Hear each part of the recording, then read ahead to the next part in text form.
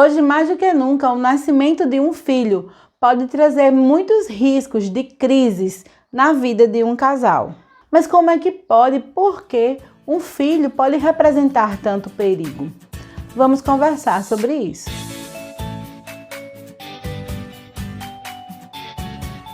Olá, meus amores, tudo bom com vocês? Eu espero muito que sim. Eu sou Selminha Soares e sejam todos bem-vindos a este canal. Com certeza, em um relacionamento amoroso entre duas pessoas, é certo de que haverá descontentamento. É um mito dizer que por mais que essas pessoas se gostem, não existirão queixas contra elas. Muito pelo contrário, elas sempre terão alguma coisa para corrigir no outro. Essa é que é a verdade. Até porque cada pessoa traz a sua bagagem emocional, sua bagagem espiritual, princípios e valores, culturais também, né? Ou seja, de como foram criados. Cada um tem a sua medida própria de ser e acha que o outro poderia se adequar a essa medida. Isso em si já é um motivo muito grande para que os casamentos tenham muitos problemas a serem resolvidos. E por mais que essas pessoas estejam em um patamar elevado de suas evoluções emocionais, espirituais, psicológicas e tudo mais, ainda assim, um casamento entre essas pessoas pode trazer alguns riscos de crises. Mas essas crises simplesmente, alcançam níveis estratosféricos quando é inserido nesse casal a presença de um filho. Sim, na maioria das vezes a presença de um filho pode dobrar a possibilidade de que esse casal venha a ter crises. Mas por que isso acontece? Qual é o motivo disso acontecer? Principalmente hoje em dia, onde a maioria dos casais estão pensando inclusive em não ter filhos, em continuar apenas como casal e não formar uma família. Qual seria o motivo? Por que isso tem acontecido tanto nos nossos dias? E calma, antes de me julgar, você precisa saber que eu sou das pessoas que acreditam de verdade que o nascimento de um filho no meio de um casal é uma das bênçãos maiores que o Senhor pode dar. Eu realmente acredito que filhos são bênçãos, são herança, essas coisas todas. Mas é justamente por isso, por acreditar assim, que eu me frustro ao perceber que a maioria dos casais hoje em dia, ou seja, essa nova geração aí, tem visto o filho justamente como fonte de grandes problemas para si e para o casamento. É por causa disso a nossa conversa, tá? Eu sei que os filhos são bênção, mas eu também não posso negar que quando eles se apresentam na vida de um casal, toda aquela rotina muda, existe uma mudança drástica na vida dos dois. E existe também aquele senso de responsabilidade, de que agora realmente tem que dar certo. Vocês concordam comigo? E toda essa pressão pode ser um fator desencadeante de crises constantes, grandes e difíceis de serem resolvidas. Mas Deus não seria tão bom conosco como Ele é se Ele não nos desse subterfúgios para entender o que de fato significa a chegada de uma criança para um casal. Se Ele não nos ajudasse a perceber quais são os picos, os focos de crise, para que a gente pudesse solucionar ali o mais rápido possível. E nesse vídeo eu quero trazer para vocês alguns tópicos que podem ajudar justamente nessas duas coisas. Identificar focos de crise e entender o motivo, o que significa a chegada de uma criança. Um dos primeiros focos de crise a ser identificado é que você vai ter que aprender a dar lugar a um intruso minúsculo na sua casa. E assim, é uma criança que vai trazer muita mudança. Você vai mudar a sua rotina de alimentação, sua rotina de sono, sua rotina de trabalho. Às vezes você vai ter dificuldade até mesmo em lidar com a questão de luz. Exatamente, a luz branca para isso, a luz amarela para aquilo outro, água não sei das quantas, remédio não sei de que, é uma mudança muito grande. Essa chegada do bebê, por mais que não seja o primeiro, já seja o segundo, por exemplo, mas ainda assim todo bebê é único, todo bebê traz suas necessidades especiais. Então a chegada dessa criancinha, a chegada desse filho, ele vai forçar você a tomar atitudes, a mudar a sua perspectiva de vida para que ele caiba dentro desse relacionamento. E isso pode ser muito frustrante para algumas pessoas e pode fazer com que crises venham a surgir. O segundo foco de crise está relacionado a responsabilidades profissionais, pessoais, sociais. Quando no seu casamento não existe a presença de uma criança, tudo é muito fácil. Você pode fazer hora extra, a hora que quiser, você pode marcar uma saidinha com os amigos para qualquer lugar que você desejar ir. Você tem responsabilidades, mas as responsabilidades são mais fáceis de serem manuseadas. Mas quando existe uma criança, as coisas ficam mais complicadas. Você precisa, a responsabilidade do seu trabalho está voltada para a manutenção daquela criança, ao mesmo tempo que você não pode se isolar apenas no trabalho, você tem que estar em casa também. Você não pode simplesmente marcar uma saidinha com qualquer amigo para qualquer lugar. Vai que aquela criança não aguenta friagem, não aguenta um lugar mais gelado, muito vento, enfim. Sua rotina pessoal, seu trabalho, essas coisas vão sofrer mudanças. Para quem não está preparado para esse tipo de mudança, para quem não está preparado para esse abrir de mão de suas próprias necessidades, pode sim gerar muita crise no relacionamento. Eu vejo alguns maridos, né, que querem agir como se ainda não tivessem filhos, marcam de sair, deixa a esposa sozinha com a criança. E isso não está correto. Isso pode gerar um problema muito grande no casamento. Então, esse é o segundo foco de crise que pode existir depois que uma criança chega na família, ou seja, chega na vida desse casal. Complementando esse segundo tópico, o terceiro foco de crise é justamente não aceitar as mudanças. Como eu disse, eu já presenciei maridos que deixam suas esposas para estar só curtindo. Abrem mão da oportunidade de estar com sua família, aprendendo a ser um bom pai, melhorando como marido para estar sendo um bom amigo, para estar sendo um bom companheiro dos colegas de trabalho. Mas você precisa entender que a chegada da criança exige mudanças que são inevitáveis. Algumas coisas de fato vão deixar de existir, algumas coisas precisam ser remodeladas. Você agora não é mais só uma pessoa casada ou um profissional. Você agora é uma pessoa casada, um profissional e é pai, é mãe. Outra fonte de crise que precisa ser citada, e aqui no canal tem um vídeo que fala exclusivamente sobre isso, que é o reencontro da intimidade. Aqui no canal eu falo em um vídeo sobre a dificuldade do momento sexual de pessoas que tiveram filhos, como é que faz com isso. Então eu aconselho que você assista esse vídeo. Mas para que seja evitada as crises no relacionamento, as crises no casamento, é interessante que mesmo com a presença desse filho você consiga traçar um caminho para se reencontrar, para se conectar novamente com o seu cônjuge de modo íntimo.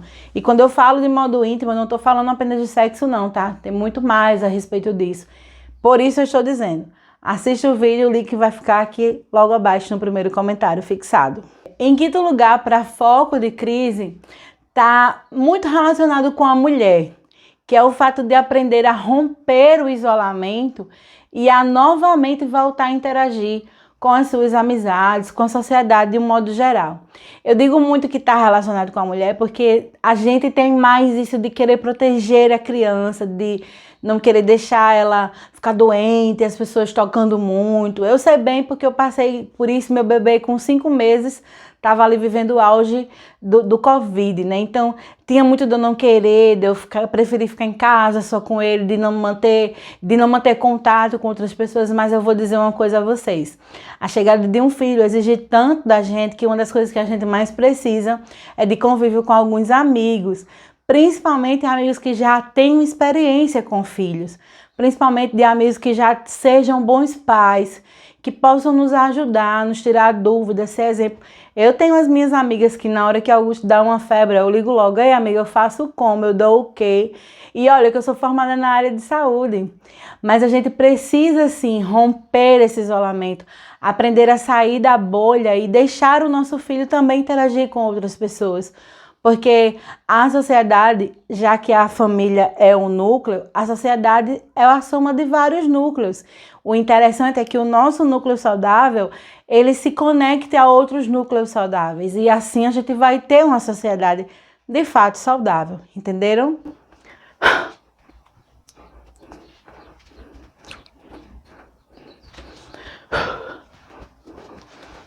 Em sexto lugar, de foco de crise no relacionamento depois da chegada do filho, tá faltar o limite de saber até onde é para dar o melhor. A gente, quando é pai, a gente tem esse sonho de dar o melhor para os nossos filhos. Os nossos pais também tinham. Eles também almejavam dar para a gente o melhor. E eles deram o melhor. Mas a gente está numa geração tão... Eu não sei nem a palavra assim, melhor para expressar, mas a gente está numa geração tão sensível. Vocês estão entendendo o que eu quero dizer? Tão difícil de ser agradada, que se você se estender no chão e se você se fizer de tapete ainda não foi o suficiente. E dizem, quando eu tiver filho eu não vou fazer isso, eu vou dar muito melhor. Mas você não entende que você é o que você é hoje, você construiu o que você construiu hoje, você tem o que você tem hoje, você é a pessoa de bem que você é hoje, por conta das suas experiências. Então, por mais que a gente queira dar o melhor para os nossos filhos, a gente tem que entender que o nosso melhor é justamente aquilo que a gente pode dar. A gente não tem como dar para o nosso filho o que não está no nosso limite, o que está estratosfericamente falando longe de nós. Não tem como. Então, às vezes eu me chateio até, sabe, com isso de eu não vou ter filho porque eu não posso dar a melhor escola. Mas você pode dar uma boa escola? Eu não vou ter filhos porque eu não posso dar as viagens para o exterior, mas você pode dar amor? Então, assim, a gente às vezes não consegue entender por conta da sociedade que nós estamos inseridos, por conta da geração que nós estamos vivenciando ao nosso redor, a gente não consegue perceber qual é esse limite de melhor. E isso pode gerar uma crise muito grande no relacionamento, pode gerar uma crise muito grande no casamento. Sem contar também que esse tópico, ele já se aproxima um pouco ali de que a gente não entende qual é o significado, qual é a função do filho na família. E a gente vai ver sobre isso nesse próximo tópico. O sétimo tópico, ele está justamente relacionado ao significado do filho na família. Primeira coisa que vocês têm que entender é que o filho no seio familiar, ele é poder bélico. Isso mesmo, poder bélico, ele é munição, tá certo? Então, você não precisa dar o melhor para o seu filho, você precisa fazer ele ser melhor. Você precisa fazer ele ser melhor do que você. E não dar o melhor para ele. Existe uma diferença muito grande. A palavra do Senhor diz que filhos são herança do Senhor. A palavra do Senhor diz que filhos são bênçãos. E a palavra do Senhor diz que filhos são como flechas na mão do valente. Se a gente entender isso, a gente quer ter a nossa casa cheia de filhos. Inclusive, a própria palavra do Senhor diz que um homem sábio, ele costuma ter muitos filhos como se fosse um homem valente com várias flechas em sua aljava. É isso. Filho não é uma coisa que você tem para você, tipo assim, se dedicar a sua vida e viver somente em prol daquilo. Não. Filho você tem para você fazer com que seja uma pessoa de bem, para você fazer com que seja uma pessoa que produza para a sociedade, para você fazer com que seja aqui nesta terra um futuro cidadão do céu. Se você sabe que você está gerando uma pessoa para povoar o céu, você vai sentir prazer em ter filhos. E não dizer, prefiro um cachorro. Ai, gente, como eu me estresso com essa história de que eu não quero ter filho porque eu já tenho um cachorro ou um gato. Os filhos são servidos pelos pais, mas eles também devem servir aos pais. Sabe por que isso está se perdendo? Porque a gente está escutando tanta lorota por aí sobre essa história de patriarcado e bababá e bebê, deixando essas coisas que são totalmente demoníacas entrar na igreja ali com uma ideiazinha fácil, outra ideiazinha mais lambida. A gente começa a deixar as coisas se misturarem, sabe? As coisas do inimigo se misturando com os princípios de Deus, e aí a gente esquece o significado de ter filhos. Porque Deus quer que nós tenhamos filhos. Gênesis responde, gente, multiplicai-vos, sejam fecundos, povoai a terra e sujeitai a terra. A gente tem que colocar filho no mundo, que é para justamente isso, sujeitar a terra. É isso. O significado de ter filho é ter poder. As pessoas pensam que o poder está no dinheiro, mas não está. O poder está no amor. O poder está exatamente no amor. Quanto mais você tem filho, mais você ama. E mais você é amado também. E eu quero deixar claro para vocês que de fato o filho é poder, e é poder bélico também, porque a própria palavra do Senhor disse, eu já falei aqui, os filhos são como flechas na mão do valente. Tu é valente, criatura. Tu pega uma flecha ali, ó, com teu arco e quando tu lança, tu manda para um alvo. O alvo dos nossos filhos é o Senhor. O alvo que nós atiramos do nosso filho é para Deus. Então, na maioria das vezes que os filhos são vistos como representação de crise para o casamento, é porque os pais são egoístas, não sabem renunciar às suas próprias vontades em prol daquela pessoa que ele está construindo para a sociedade, ou então porque ele também não sabe o real significado da chegada dessa pessoa na família. Não entendem por que um filho é tão bênção do Senhor na vida da família. Não entende que é somente com a chegada dessa pessoa, ou seja, do filho, que o que era casal se torna, de fato, uma família. E mais, para as pessoas que ficaram aí ofendidas porque eu falei que tratam o cachorro como filho, pode ficar, fica ofendido mesmo. Cachorro nunca será um filho, cachorro nunca deve ser tratado como um filho, porque filho é filho, cachorro é cachorro. E na minha fala, eu não estou dizendo que você tem que tratar seu animal de estimação mal, não. Muito pelo contrário, você pegou para criar, cuida direito, porque é tua responsabilidade. Lá em Gênesis, onde fala da gente sujeitar a terra, fala da gente cuidar dos animais também. Então cuida do teu animal, mas não trata ele como uma pessoa, não diz que ele é melhor do que um filho não, porque não é. Essa fala é de gente preguiçosa. É muito fácil você ter relacionamento com um cachorro onde a única coisa que ele espera de você é comida. Não é?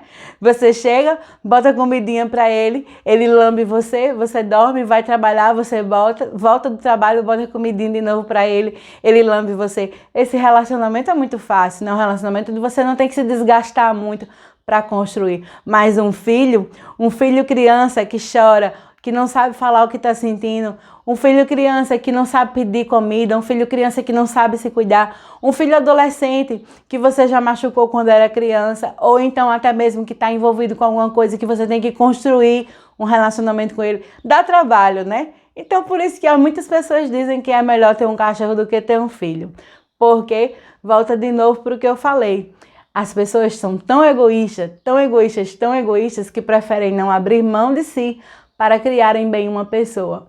Ou então não sabe o significado da chegada de um filho na família. Olha, sobre esse assunto eu tinha muito mais para falar, mas eu não posso deixar o vídeo ficar muito longo. Então eu espero que você me diga o que você achou desse vídeo aqui nos comentários. Não sai desse vídeo sem deixar o seu like, ajuda na moral do canal. Se inscreve no canal e ativa o sininho caso você ainda não seja inscrito. E que Deus abençoe você. Cheiros. Tchau.